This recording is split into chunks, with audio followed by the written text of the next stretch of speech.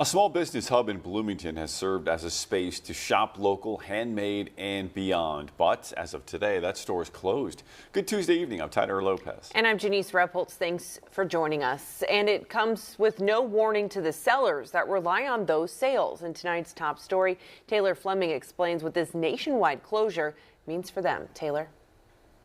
Janice, Tyler, until today, Painted Tree Boutiques had 61 stores throughout the United States, including the Bloomington location that hasn't even been open a year.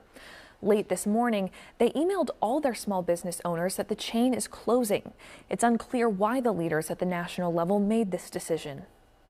All the small shop owners I talked to said they had a good experience selling their products at Painted Tree until Tuesday at 11:27 a.m. That's when they got the email that they would need to get all their merchandise before 6 o'clock, April 24th. In that email, Painted Tree apologized to shop owners, saying this was not the outcome anyone hoped for. At the Bloomington location, a sign on the door says they're closed to the public.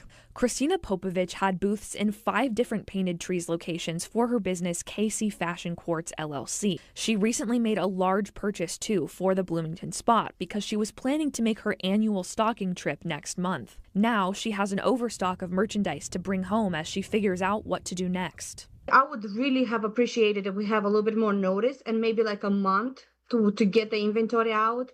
And my Bloomington is the shop that I have the most amount of inventory.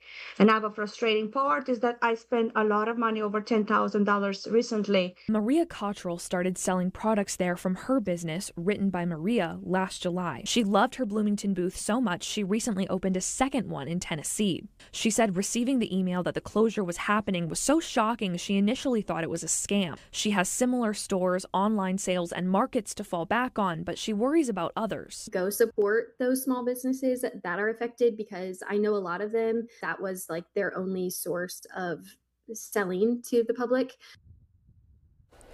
Employees at the Bloomington location did not comment, but business owners tell me they were surprised by the news as well. Tyler, Janice.